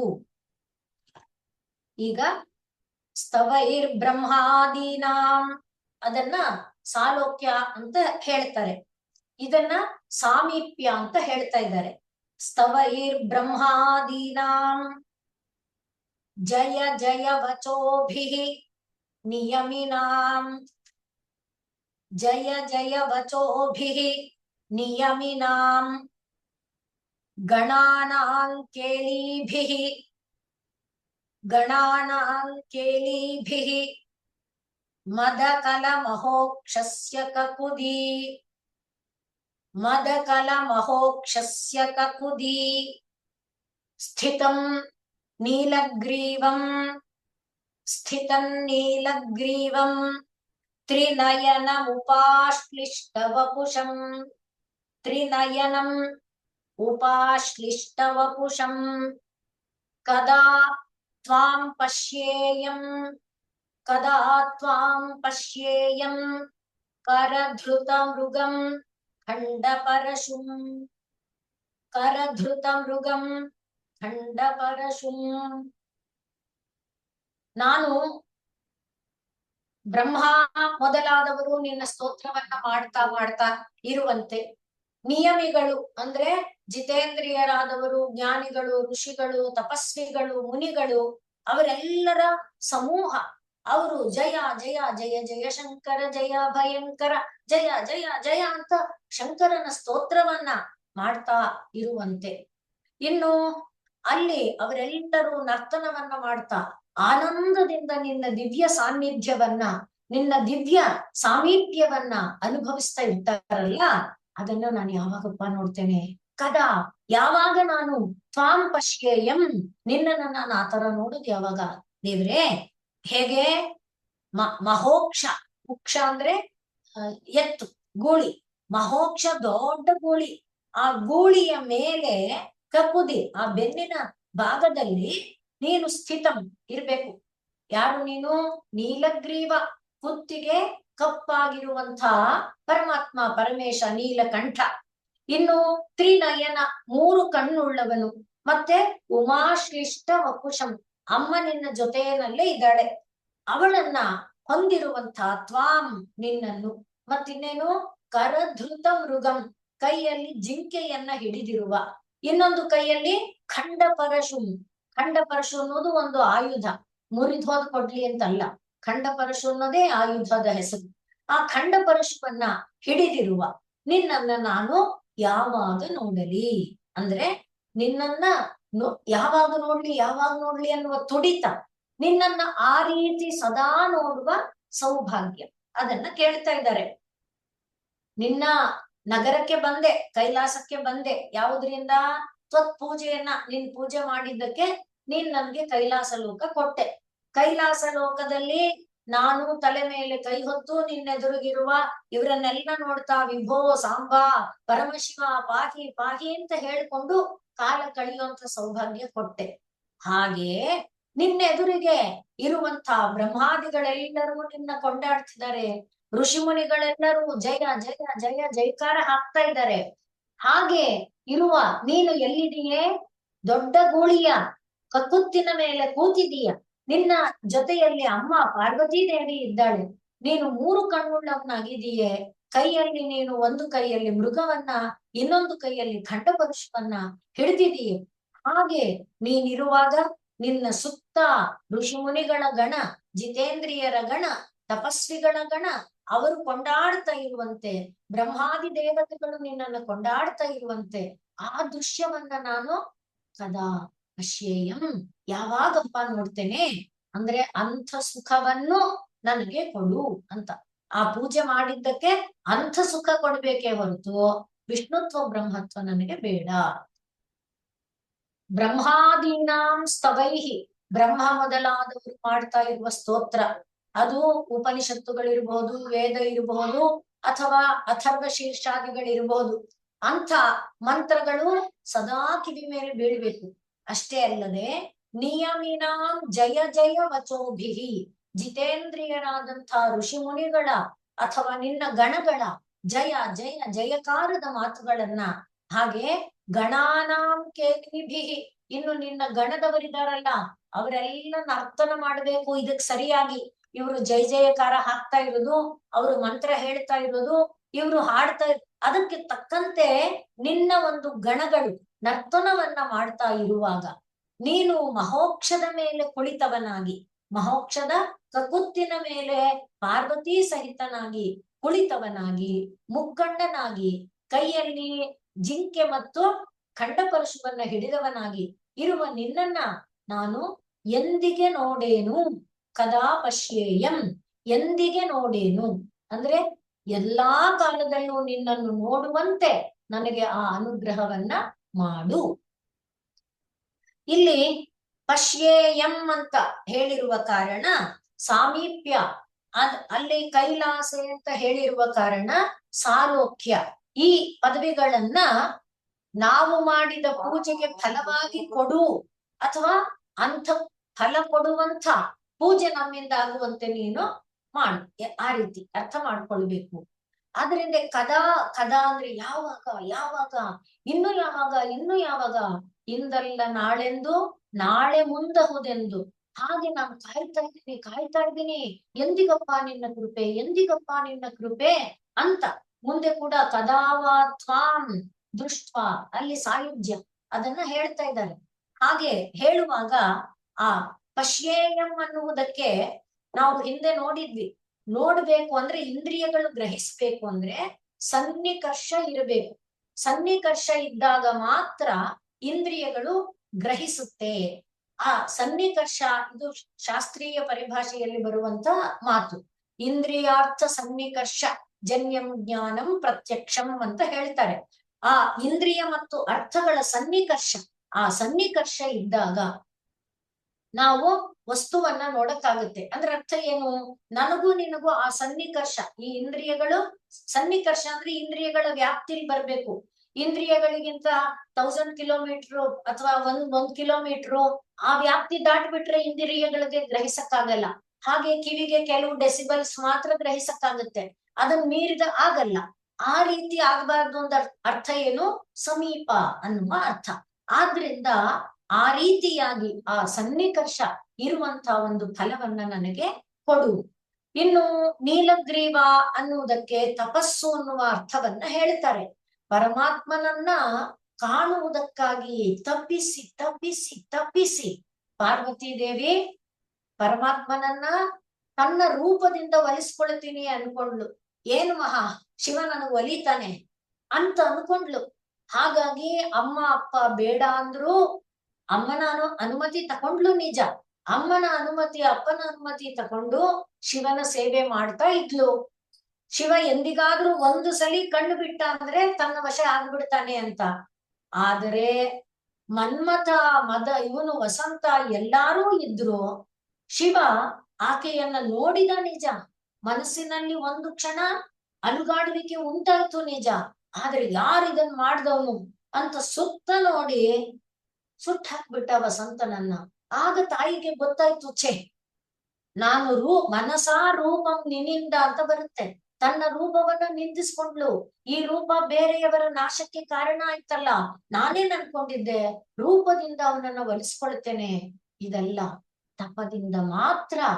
ಆಗ ತಂದೆ ತಾಯಿ ಹೇಳಿದ್ರು, ಅಮ್ಮ ನೀನು ಸುಕುಮಾರಿ, ಅರಮನೆಯಲ್ಲಿ ಬೆಳೆದಿದೀಯಾ, ತಪಸ್ಸು ನಿನಗಲ್ಲ. ಏನ ಹೇಳಿದ್ರು ಕೇಳದೆ ಕಠಿಣ ತಪ ಮಾಡಿದ್ಲು. ಪಂಚಾಗ್ನಿ ತಪ ಮಾಡಿದ್ಲು, ಜಲಮಧ್ಯೆ ತಪ ಮಾಡಿದ್ಲು, ನಿರಾಹಾರ ತಪ ಮಾಡಿದ್ಲು. ಆ ರೀತಿ ಆ ತಪಸ್ಸು ಪರಮಾತ್ಮನನ್ನ ಒಲಿಸಿಕೊಳ್ಳುವುದಕ್ಕಿದೆಯಲ್ಲ, ಅಂಥ ತಪ ನಾನು ಎಂದಿಗೆ ಮಾಡೇನಪ್ಪ, ಎಂದಿಗೆ ಎಂದಿಗೆ ಎಂದಿಗೆ ಕಾದ್ರೆ ಅಷ್ಟೇ ಸಾಕು.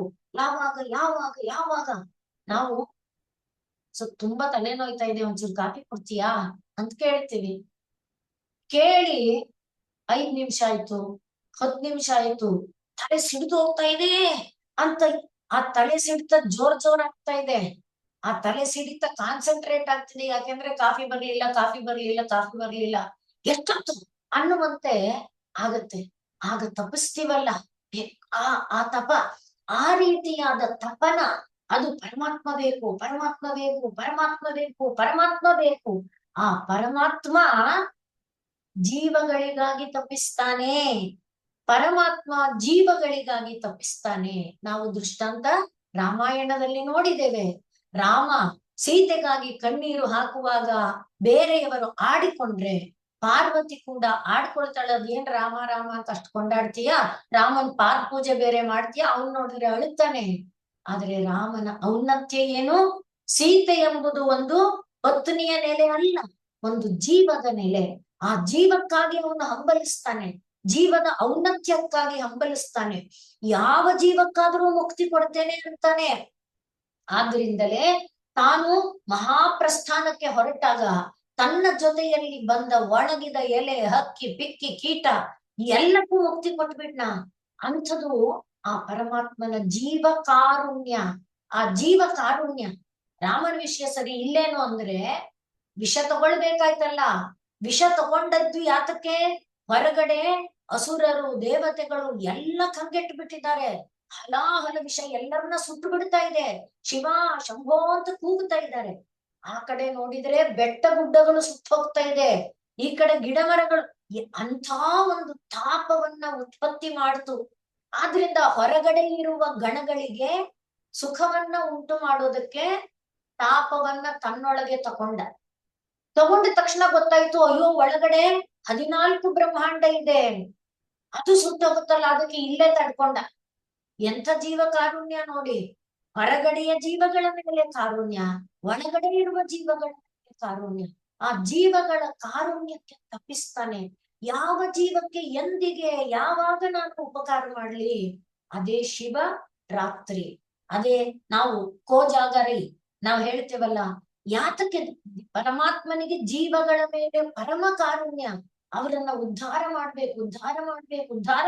ಆ ಕಾರುಣ್ಯ ಅದು ಆ ನೀಲಗ್ರೀವ. ಹೊರಗಡೆ ಶಿವ ಬೆಂದು ಹೋಗ್ತಾ ಇದೀವಿ, ಆಯ್ತಪ್ಪ. ಒಳಗಡೆ ತಗೊಂಡ ತಕ್ಷಣ ಅರೇರೇ 14 ಲೋಕ, 14 ಭುವನ ಲೋಕಗಳು, ಚೆ. ಆದ್ರಿಂದ ತಾಪ, ಆ ತಾಪ ಯಾತಕ್ಕೆ? ಒಳಗಡೆಯ ಜೀವಿಗಳ ಸಂರಕ್ಷಣೆಗೆ, ಹೊರಗಡೆ ಜೀವಿಗಳ ಸಂರಕ್ಷಣೆಗೆ. ಅಂತ ಒಂದು ಪರಮ ಕಾರುಣ್ಯದ ತಪ, ಜೀವಿಗಳ ಒಳಗಿಗಾಗಿ ತಪ. ಆ ತಪದ ತತ್ವ ಶಿವನ ನೀಲಗ್ರೀವ. ಇನ್ನು 3 ನೇತ್ರವನ್ನ ಹೊಂದುವುದರ ಮೂಲಕ ಯಾವ ಜೀವಲೋಕಗಳು ಇದೆ, ಆ ಎಲ್ಲ ಜೀವಲೋಕಗಳಿಗೆ ಜ್ಞಾನವನ್ನ, ಆರೋಗ್ಯವನ್ನ, ಜ್ಞಾನಂ ಆರೋಗ್ಯಂ ಭಾಸ್ಕರಾದಿಚ್ಛೇತ್, ಹಾಗೆ ಜ್ಞಾನದಿಂದ ಭಾಸ್ಕರನಿಂದ ಪ್ರವೃತ್ತಿ, ಹಾಗೆ ಚಂದ್ರನಿಂದ ಪುಷ್ಟಿಯ ಜೊತೆಯಲ್ಲಿ ರಸಾಸ್ವಾದನೆ, ಪುಷ್ಟಿಯ ಜೊತೆಯಲ್ಲಿ ಮಾನಸಿಕ ಶಾಂತಿ, ನೆಮ್ಮದಿ. ಹಾಗೆ ಚಂದ್ರ ಸೂರ್ಯ ಅಗ್ನಿಯಲ್ಲಿ ಪಡೆದುಕೊಂಡದ್ದನ್ನ ಪಚನ ಮಾಡುವ, ಅವುಗಳನ್ನ ಪಕ್ವಗೊಳಿಸುವ, ಪಡೆದ ಜ್ಞಾನವನ್ನ ಜೀರ್ಣಿಸಿಕೊಳ್ಳುವ, ಪಡೆದ ಆಹಾರವನ್ನ ಜೀರ್ಣಿಸಿಕೊಳ್ಳುವ, ಆ ಎಲ್ಲ ಆ 3 ರೂಪದಲ್ಲಿ ಅವನೇನ್ ಮಾಡ್ತಾ ಇದ್ದಾನೆ? ಸಮಸ್ತ ಜೀವಕೋಟಿಗಳ ಪರಿಪೂರ್ಣ ಸಂರಕ್ಷಣೆ, ಪರಿಪೂರ್ಣ ಎಲ್ಲ ರೀತಿಯ, ಅಂದ್ರೆ ಆಹಾರ ವಿಹಾರಾದಿಗಳನ್ನ ಉತ್ಪತ್ತಿ ಮಾಡುವುದು, ಆಹಾರಾದಿಗಳಲ್ಲಿ ಸತ್ವವನ್ನ ತುಂಬುವುದು, ಜೀವಿಗಳಲ್ಲಿ ಬಲವನ್ನ ತುಂಬುವುದು, ಜೀವಿಗಳಲ್ಲಿರುವ ರಕ್ತ ಮಾಂಸ ಮೇದ ಮಜ್ಜಾಗಳಲ್ಲಿ ಸತ್ವವನ್ನ, ಓಜಸ್ಸನ್ನ, ತೇಜಸ್ಸನ್ನ, ಸಹವನ್ನ ತುಂಬುವುದು, ಅದೆಲ್ಲವನ್ನ ಮಾಡ್ತಾ ಇದ್ದಾನೆ. ಹಾಗೆ ಅದು ಚಂದ್ರರೂಪಿಯಾಗಿ ಮಾಡ್ತಾ ಇದ್ದಾನೆ, ಸೂರ್ಯ ರೂಪಿಯಾಗಿ ಜ್ಞಾನವನ್ನ ಕೊಡ್ತಾ ಇದ್ದಾನೆ. ಜ್ಞಾನಮಸ್ತಿ ಸಮಸ್ತಸ್ಯ ಜಂತೋರ್ ವಿಷಯ ಗೋಚರೇ. ಪ್ರಪಂಚದಲ್ಲಿರುವ ಪ್ರತಿ ಪ್ರಾಣಿಗೆ ಜ್ಞಾನ ಇದೆ. ಯಾವ ಜ್ಞಾನ? ನಾನು ಬದುಕಬೇಕು, ನನ್ನದು ಬದುಕಬೇಕು, ಚೆನ್ನಾಗಿರ್ಬೇಕು, ಅಷ್ಟು ಜ್ಞಾನ ಅಂತೂ ಎಲ್ಲಕ್ಕಿದೆ. ಅಂಥ ಒಂದು ಜ್ಞಾನವನ್ನ ಕೊಟ್ಟು, ಪ್ರೇರಣೆಯನ್ನ ಕೊಟ್ಟು, ಅಂದ್ರೆ ನಾ ಬದುಕಬೇಕಾದ್ರೆ ನಾನ್ ತಿನ್ಬೇಕಾದ್ರೆ ಆಹಾರ ಹುಡುಕ್ಬೇಕು, ಆಹಾರನ್ನ ಹೇಗೆ ಪಡ್ಕೊಳ್ಬೇಕು, ಆ ರೀತಿಯ ಜ್ಞಾನ ಸಾಧಾರಣಕ್ಕೆ. ಮಿಕ್ಕಿದ್ದು ವಿವೇಕಾದಿಗಳು ಮುಂದಿನ ಹಂತ. ಅದು ಋಷಿ ಮುನಿಗಳಿಗೆ, ಜ್ಞಾನಿಗಳಿಗೆ, ಸತ್ಸಂಗಿಗಳಿಗೆ, ಅದೆಲ್ಲ ನಂತರದ್ದು. ಹಾಗೆ ತಾನು ಆ 3 ನೇತ್ರಗಳ ಮೂಲಕ ಸಮಸ್ತ ಜೀವಲೋಕಗಳ ಸಮಸ್ತ ದೇವಾದಿ ಎಲ್ಲ ಜೀವಗಳ ಸಂರಕ್ಷಣೆಯ ತತ್ವವನ್ನ, ಭಾರವನ್ನ, ಪೋಷಣೆಯನ್ನ, ಭರಣತ್ವವನ್ನ ಮಾಡ್ತಾ ಇದ್ದಾನೆ. ಮತ್ತೆ ಹಾಗಿರುವ ಇನ್ನು ಖಂಡ ಪರಶು ಏನ್ ಮಾಡುತ್ತೆ? ನಮ್ಮನ್ನ ದಿಕ್ಕಾಪಾಲಾಗಿ ಎಳೀತಾ ಇದೆಯಲ್ಲ ಇಂದ್ರಿಯಗಳು, ಅವುಗಳ ಸಂಪರ್ಕ ಸನ್ನಿಕರ್ಷ ಅದನ್ನು ಕತ್ತರಿಸಿ ಹಾಕತ್ತೆ. ಯಾವುದರಿಂದ? ಇಂದ್ರಿಯಾರ್ಥೇಭ್ಯ. ಇಂದ್ರಿಯಾಣಿ ಇಂದ್ರಿಯಾರ್ಥೇಭ್ಯ ಕಟ್. ಅದರ ಸಂಪರ್ಕ ಕಡ್ದು ಹೋಗ್ಬಿಟ್ರೆ ನಮ್ಗೇನಿದೆ? ಸದಾ ಭಗವಂತ ಭಗವಂತ ಭಗವಂತ. ಆ ಭಗವಂತನ ಒಂದು ಅನುಭೂತಿ, ಅದನ್ನ ಖಂಡ ಪರಶುವಿನ ಮೂಲಕ. ಹಾಗೆ ಮದಕಲ ಮಹೋಕ್ಷ ಅನ್ನುವಾಗ ಆ ಮಹಾಧರ್ಮನಿಷ್ಠೆ, ವೃಷ ಅನ್ನುವುದು ಧರ್ಮ, ಆ ಧರ್ಮ ಮಾರ್ಗದ ಒಂದು ಸ್ಥಿತಿ, ಈ ಎಲ್ಲವನ್ನ ಅವನು ಬೋಧಿಸ್ತಾ ಜೀವಿಗಳಿಗೆ ನಿಯಮಿಗಳು ಜಿತೇಂದ್ರಿಯರ ಸತ್ಸಂಗವನ್ನ ಕರುಣಿಸ್ತಾ ತನ್ಮೂಲಕ ಪರಮಾತ್ಮನ ದಿವ್ಯ ಸಾಮೀಪ್ಯದ ಅನುಭೂತಿ. ಅದು ಎಂದಿಗೆ ಈ ಚಿತ್ರ ನಮ್ ಕಣ್ಮುಂದೆ ಬಂದ್ರೆ ಒಂದು ಸತ್ಸಂಗ, ಒಂದು ವೈರಾಗ್ಯ ಭಾವ, ಒಂದು ಧರ್ಮದ ಘನೀಭೂತ ಧರ್ಮದ ಚಿಂತನೆ, ಮತ್ತೆ ಶಮದಮಾದಿ ಮೃಗ ಕರಧೃತ. ಇದು ಮೃಗ ಅಂದ್ರೆ ಅದು ಶಮದಮಾದಿ ಸಾಧನೆಗೆ ಸಂಬಂಧಪಟ್ಟದ್ದು ಹೇಳ್ತೀನಂತ. ಶಮದಮಾದಿ ಸಾಧನೆ, ಈ ಎಲ್ಲದರ ಒಡಗೂಡಿ ಜೀವ ಕಾರುಣ್ಯ, ಜೀವಲೋಕಗಳ ಸಂರಕ್ಷಣೆ, ಇಂಥ ಒಂದು ಇರುವ ಆ ಪರತತ್ವವನ್ನ ಎಂದಿಗೆ ಅನ್ನುವ ಆ ತುಡಿತ, ಅವುಗಳ ಒಂದು ಇದನ್ನ ಇಲ್ಲೇ ತೋರಿಸ್ತಾ ಇದ್ದಾನೆ ಪರಮೇಶ್ವರ ಪರಮಾತ್ಮ. ಅಂಥ ಒಂದು ಸಾನ್ನಿಧ್ಯ, ಅಂಥ ಒಂದು ಸಾಮೀಪ್ಯ ನನಗೆ ಎಂದಿಗೆ ದೊರಕೀತು? ನಾನು ಮಾಡಿದ ಪೂಜೆಗೆ ನನಗೆ ಆ ಫಲವನ್ನ ಕೊಡು, ಮತ್ಯಾವ ಫಲವೂ ಬೇಡ. ಇನ್ನು ಕರಧೃತ ಮೃಗ ಅನ್ನುವುದಕ್ಕೆ ಕಥಾಭಾಗ ಹೇಳ್ತಾರೆ. ಇದು ಸ್ವಲ್ಪ ಲೋಕದ ದೃಷ್ಟಿಯಲ್ಲಿ ಕೇಳುವಾಗ ಹೇಸಿಗೆ ಅಂತ ಅನಿಸಿದ್ರು ಕೂಡ ಅದಕ್ಕೊಂದು ತಾತ್ವಿಕವಾದ ಹಿನ್ನೆಲೆ ಇದೆ. ಬ್ರಹ್ಮ ತಾನು ಸೃಷ್ಟಿ ಮಾಡಿದಂಥ ಸರಸ್ವತಿಯನ್ನ ತಾನೇ ಇಷ್ಟಪಟ್ಟು ತಾನೇ ಮೋಹಿಸಿ ಅವಳನ್ನ ತನ್ನವನಾಗಿಸಿಕೊಳ್ಳುವುದಕ್ಕೆ ಹೊರಟಾಗ ಅವನನ್ನ ಅಪಹಾಸ್ಯ ಮಾಡಿದವರು ಕೆಲವರು ಇದ್ದಾರೆ. ಅದರಲ್ಲಿ ನಾವು ಮರೀಚಿ, ಅತ್ರಿ, ಅಂಗೀರ ಎಲ್ಲ ಇದಾರಲ್ಲ. ಮರೀಚಿಗೆ ದೇವಹೂತಿ ಮತ್ತು ಕರ್ದಮರ ಮಗಳಾದ ಕಲಿಯನ್ನ ಕೊಟ್ಟು ಮದುವೆ ಮಾಡಿದ್ದಾರೆ. ಅವರ 6 ಜನ ಮಕ್ಕಳು, ಆ 6 ಜನ ಮಕ್ಕಳು ಇದನ್ನ ನೋಡಿ ಆಡ್ಕೊಂಡು ನಗುತ್ತಾರೆ. ಅವರಿಗೆ ಬ್ರಹ್ಮ ಶಾಪ ಕೊಡ್ತಾನೆ. ಆದ್ರಿಂದಲೇ ಹಿರಣ್ಯಕಶಿಪುವಿನ ಮಕ್ಕಳಾಗಿ ಅವರು ಜನಿಸ್ತಾರೆ. ಆ ನಂತರ ವಸುದೇವ ದೇವಕಿಯರಿಗೆ 6 ಮಕ್ಕಳಾಗಿ ಬಂದು ಶರೀರವನ್ನ ಕಳ್ಕೊಂಡು ಕಂಸನಿಂದ, ಅಂದ್ರೆ ಪಾಪ ಕಳ್ಕೊಂಡು ಪರಮಾತ್ಮನಿಂದ ಮತ್ತೆ ದೇವಕಿಗೆ ಮಕ್ಕಳನ್ನ ತೋರಿಸ್ತಾನಲ್ಲ. ದೇವಕಿ ಕೇಳ್ತಾಳೆ, ಏನಪ್ಪಾ ಸಾಂದೀಪಿನಿಗೆ ಮಗನನ್ನ ತೋರಿಸ್ದೆ, ನನಗೂ ಕೂಡ ನಾನು ಕಳ್ಕೊಂಡ ಮಕ್ಕಳನ್ನ ತೋರಿಸ್ತೀಯ? ಕರ್ಕೊಂಬಂದು ತೋರಿಸಿ. ಪರಮಾತ್ಮ ಏನ್ ಮಾಡ್ದ? ಅವರಿಗೆ ತನ್ನದೇ ಧಾಮ ಕೊಟ್ಟು ಬಿಟ್ಟ. ಇದು ಭಾಗವತದಲ್ಲಿ ಬರುತ್ತೆ. ಹಾಗೆ ಅಂದ್ರೆ ಬ್ರಹ್ಮ ಸರಸ್ವತಿಯನ್ನ ತಾನು ಮೋಹಿಸಿದ ರೂಪವನ್ನ ಕಂಡು ಆಡಿಕೊಂಡು ನಕ್ಕರಲ್ವಾ, ಹಾಗೆ ಲೋಕಕ್ಕೆ ಅವನು ಅಂದ್ರೆ ಅಧರ್ಮದ ಮಾರ್ಗ ತೋರಿಸ್ತಾ ಇದ್ದಾನೆ ಅಂತ ಅದನ್ನ ತಪ್ಪಿಸುವುದಕ್ಕೋಸ್ಕರ ಏನ್ ಮಾಡಿದ? ಶಿವ ಆಯುಧವನ್ನ ಹಿಡ್ಕೊಂಡು ಬ್ರಹ್ಮನನ್ನ ಹೊಡೆಯೋದಕ್ಕೆ ಹೊರಟ. ಆಗ ಬ್ರಹ್ಮ ಒಂದು ಜಿಂಕೆ ರೂಪ ತಳೆದು ಓಡೋದಕ್ಕೆ ಆರಂಭ ಮಾಡ್ದ. ಜಿಂಕೆಗೆ ವೇಗ ಜಾಸ್ತಿ. ಹಾಗೆ ಓಡ್ತಾ ಇದ್ದಂತ ಜಿಂಕೆಯನ್ನ ಎಳ್ಕೊಂಡು ಬಂದು ತನ್ನ ಕರದೊಳಗೆ ಇಟ್ಕೊಂಡ ಅಂತ ಹೇಳ್ತಾರೆ. ಅಲ್ಲಿ ಜಿಂಕೆ ಎಂಬುದು ಈ ಇಂದ್ರಿಯಗಳ ಮೇಲಿನ ಹತೋಟಿ ಇಲ್ಲದೆ ಒಂದು ಹೊಂದಿದ ಭಾವಕ್ಕೆ ನಿರ್ದೇಶ ಆದರೆ, ಅದನ್ನ ಶಿವ ತನ್ನ ಒಂದು ನಿಯಂತ್ರಣದಲ್ಲಿ ಇಟ್ಕೊಂಡಿರೋದ್ರಿಂದ ಶಮದಮ ಇಂದ್ರಿಯಗಳನ್ನ ನಿಯಮನ ಮಾಡುವ ಒಂದು ತತ್ವ ಅಂತ ನಾವು ಅರ್ಥ ಮಾಡ್ಕೊಳ್ಬಹುದು. ಆದ್ರೆ ಬ್ರಹ್ಮನಾದವನು ತಾನು ಸೃಷ್ಟಿ ಮಾಡಿದವಳನ್ನ ಕಾಮಿಸಿದ್ದು ತಪ್ಪು ಅನ್ನುವಂತ ಒಂದು ತತ್ವ ಇದೆಯಲ್ಲ, ಅದು ಹಾಗಲ್ಲ. ಯಾಕೆ ಅಂದ್ರೆ ಈಗ ನಾವು ನಾನು ಅಂದ್ರೆ ಒಬ್ಬ ಚಿತ್ರಕಲಾಕಾರ ಸುಂದರವಾದ ಚಿತ್ರವನ್ನ ಬಿಡಿಸ್ತಾನೆ. ಬಿಡಿಸಿದ ಮೇಲೆ ನೋಡಿ ಎಷ್ಟು ಆನಂದಿಸ್ತಾನೆ. ತಾನು ಸೃಷ್ಟಿ ಮಾಡಿದ್ದನ್ನ ತಾನು ಆನಂದಿಸಲ್ವಾ? ತಾನು ಅನುಭವಿಸಲ್ವಾ? ಇದು ಲೋಕದಲ್ಲಿ ಸಹಜವಾಗಿದೆ. ತಾನು ಅಡಿಗೆ ಮಾಡ್ತಾ ಇದ್ದಾನೆ ಅಥವಾ ಮಾಡ್ತಾ ಇದ್ದಾಳೆ, ಘಮ ಘಮ ಘಮ ಆ ಅಡಿಗೆಯ ಪರಿಮಳ, ಅಡಿಗೆಯಲ್ಲಿ ಹುಳಿ ಬಿಸಿಬೇಳೆ ಬಾತೋ ಪುಳಿಯೋ ಯಾವುದೋ ಅದರ ಬಣ್ಣ, ಅದರ ಪರಿಮಳ, ಅದನ್ನ ಅಂತ ಆಸ್ವಾದನೆ ಮಾಡಲ್ವಾ? ನಮ್ಮ ಸಂಕಲ್ಪ ಏನು? ಮನೋಹಮಸ್ಮಿ ವಾಕ್ತ್ವಗುಂ, ಮನಸ್ಸಿನಲ್ಲಿ ಸಂಕಲ್ಪ ಅದೇ ವಾಗ್ರೂಪವಾಗಿ ಬಂತು ಅಂದ್ರೆ ಮನಸ್ಸಿನ ಚಿಂತನೆಗಳು ವಾಗ್ರೂಪವಾಗಿ ಅಭಿವ್ಯಕ್ತ ಅಂದ್ರ ಆಯ್ತು ಅಂದ್ರೆ ಏನರ್ಥ? ಮನಸ್ಸಿನಿಂದ ಸೃಷ್ಟವಾಯ್ತು ಅಲ್ವೇ? ಮನಸ್ಸಿನಿಂದ ಬಂದ ಮಾತನ್ನ ನಾವು ಇದು ಮಾಡಲ್ವಾ? ವಾಲ್ಮೀಕಿಗಳು ಅದೇ ಎಲ್ಲಿಂದ ಬಂತು ಈ ಮಾತು, ನನ್ನ ಅದರ ಕುರಿತು ಅವರು ಚಿಂತೆ ಮಾಡ್ಲಿಲ್ವಾ? ಅದರ ಕುರಿತು ಮೋಹಿತರಾಗಲಿಲ್ವಾ? ಇದು ಲೋಕದಲ್ಲಿ ಸಹಜವಾದ ನಡೆ. ಆ ಸಹಜವಾದ ನಡೆಯನ್ನ ಜಾರಿ ಬಿಟ್ಟು ಯಾವ ಯಾವುದು ತಪ್ಪು ಭಾವನೆಗಳಿಗೆ ಕೊಟ್ಕೋಬಾರದು ಅನ್ನುವುದರ ನಿರ್ದೇಶ ಮಾಡಿದ್ದಾರೆ. ಆದ್ರೆ ಲೋಕದಲ್ಲಿ ಇದು ಏನು ಸಹಜ ಇದೆ, ಆ ಸಹಜದ ಒಂದು ಮಿತಿ ಇದೆಯಲ್ಲ, ಅದನ್ನ ನಾವು ಅರ್ಥ ಮಾಡ್ಕೊಳ್ಬೇಕು. ಅದು ಅರ್ಥ ಮಾಡ್ಕೊಳಕ್ ಆಗದೆ ಇದ್ದಾಗ ಶಿವ ಏನ್ ಮಾಡ್ತಾನೆ? ಆಯುಧವನ್ನ ತರ್ತಾನೆ. ಅಂತ ಘನವಾದ ತತ್ವ ಅಲ್ಲಿದೆ. ಒಟ್ಟು ಶಿವನ ಈ ರೂಪ ಇದೆಯಲ್ಲ, ಏನು?